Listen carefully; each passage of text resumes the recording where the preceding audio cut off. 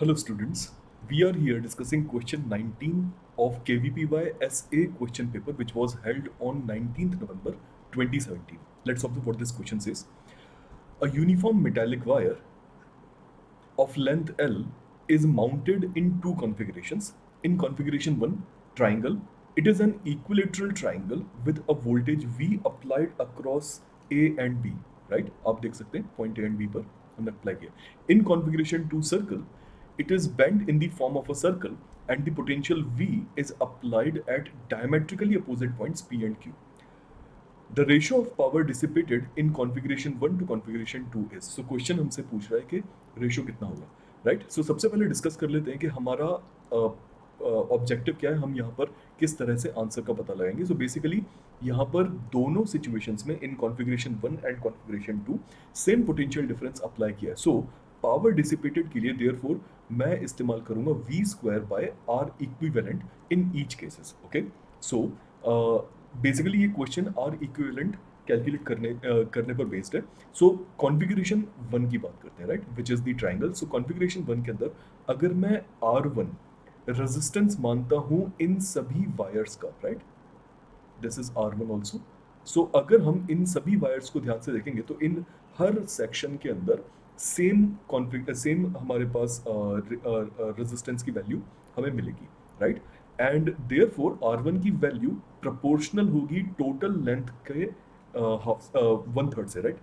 इसे आप इस तरह से समझ सकते हैं दैट अगर हम ओवरऑल रेजिस्टेंस ऑफ वायर की बात करें तो वो प्रोपोर्शनल होगी लेंथ के बराबर, राइट. सो अगर आप लेंथ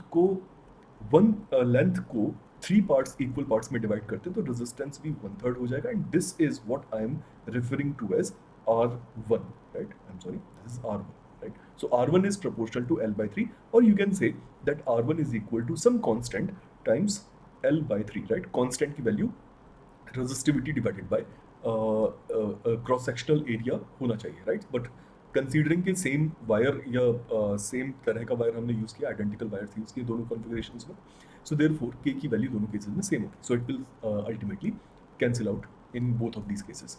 नाउ हमने R1 पता लगा लिया.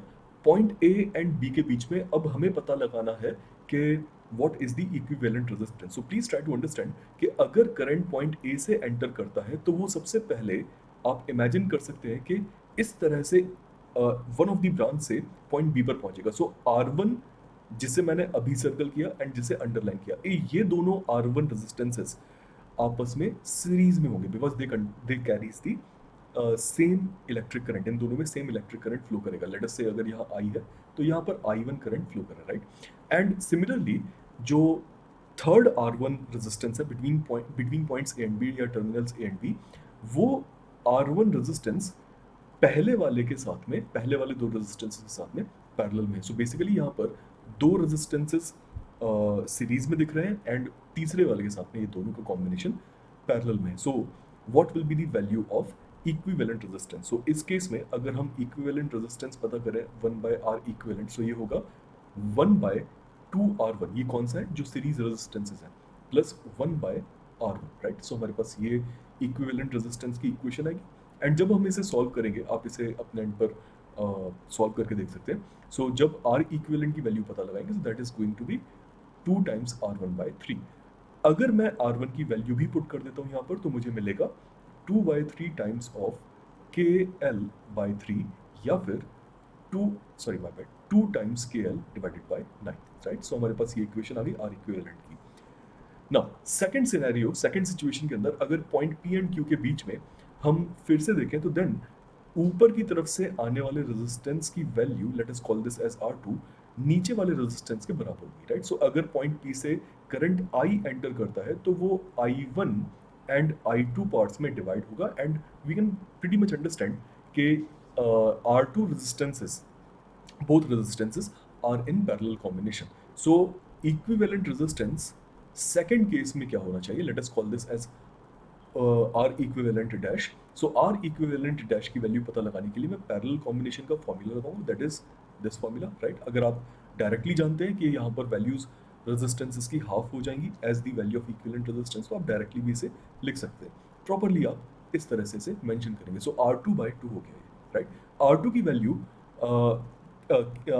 हम अगर देखें सो R2 की वैल्यू प्रोपोर्शनल होनी चाहिए लेंथ ऑफ द वायर का हाफ के, राइट? सो ऊपर की तरफ अगर हम पॉइंट पी एंड क्यू के बीच में देखें, so upper half and lower half में हमारे पास एंटायर लेंथ एल वायर है, राइट? सो देयरफॉर R2 की वैल्यू L/2 होगी और R2 की वैल्यू को आप K टाइम्स L/2 लिख सकते हैं, सेम कॉन्स्टेंट जो कि हमने पिछले केस में यूज किया था।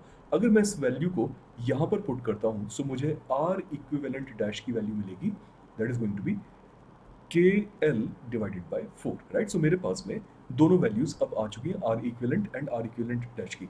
सो P1 की वैल्यू क्या लिखी जाएगी? P1 की वैल्यू लिखी जाएगी V square by R equivalent, right? Similarly P2 की वैल्यू कितनी लिखी जाएगी? Power dissipated in the second configuration वो होगी V square by R equivalent dash. Question हमसे पूछ रहा है what is P1 by P2, right? Ratio of power in configuration 1 to configuration 2, right? So अगर आप इसमें वैल्यूज पुट करते हैं, ये दोनों वैल्यूज पुट करते हैं, तो देन आपके पास में फाइनली आ जाएगा P1 which is V square by R equivalent multiplied by या divided by P2 which is R equivalent dash divided by V square, right? अगर हम वैल्यूज पुट कर देते तो हमारे पास आ जाएगा R equivalent dash is KL by 4, right? Whereas R equivalent is 2KL